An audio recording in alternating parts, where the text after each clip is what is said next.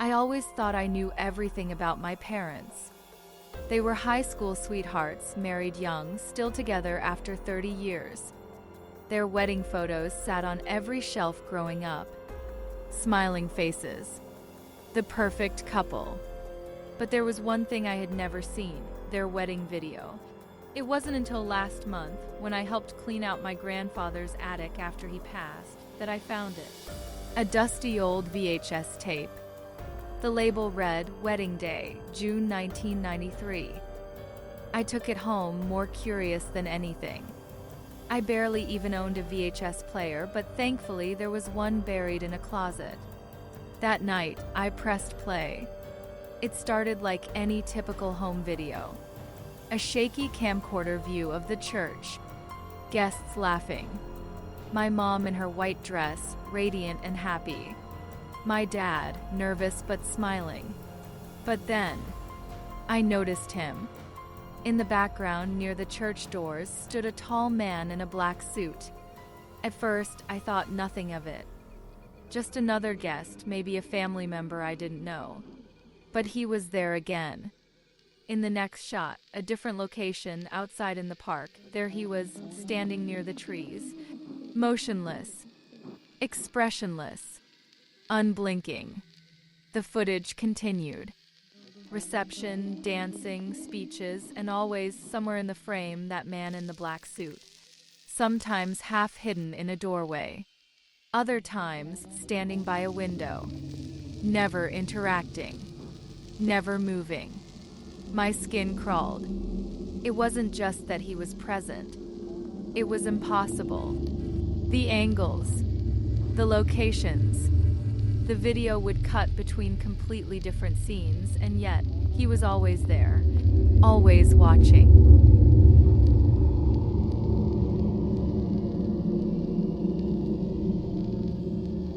I paused the tape and rewound it. Frame by frame, I searched. In one shot, my parents are cutting the cake. Behind them, near the far wall, the man. But that wall? It was a mirror. And in the reflection, the guests are visible. But not him. He's only there in the direct shot. My heart raced. Maybe it was an old camera glitch. A film error. But it didn't feel like that. I kept watching. The final shot was my parents leaving in their car, waving goodbye. The camera pans across the crowd. There, at the edge of the parking lot. The man in black, watching them drive away. And as the car disappears, he turns and looks directly into the camera. For the first time, he moves. A faint smile. Then static. The tape ended.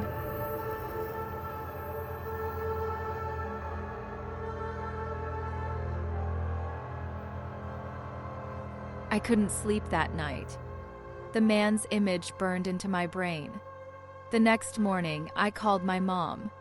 I asked casually if they still had the wedding tape. "Oh, honey," she said. "we never had one. The camcorder malfunctioned that day. Your uncle tried to film, but the tape was blank." I told her, I found a tape. "That's impossible," she replied. "There wasn't one." A pit formed in my stomach. I didn't mention the man. Instead, I searched the attic again. The box the VHS came from was old, filled with my grandfather's belongings. At the bottom, another tape. No label. Shaking, I played it. More footage. But not of the wedding. It was inside a house.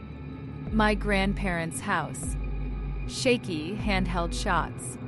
Dark rooms. Old furniture. And him.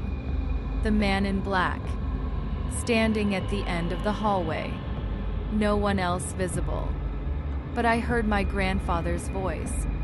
Quiet.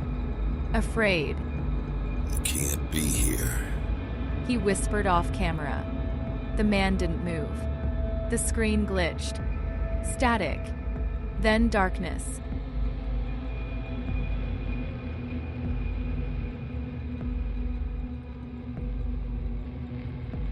I dug deeper. Old newspaper clippings, family photos, my grandfather's journals, mentions of a watcher, scribbled notes, sketches of the same figure, tall, black suit, featureless face. One entry chilled me. He came for me after the wedding, said the deal was broken. But it's not me he wants now. The writing was frantic, desperate. Another note, he's in the footage. If you see him, it's already too late. I threw the journal down. My reflection in the TV screen caught my eye. Behind me, a figure, tall, black suit, watching. I turned, nothing. But on the TV screen, frozen from the last frame of the tape, he was there, closer, smiling.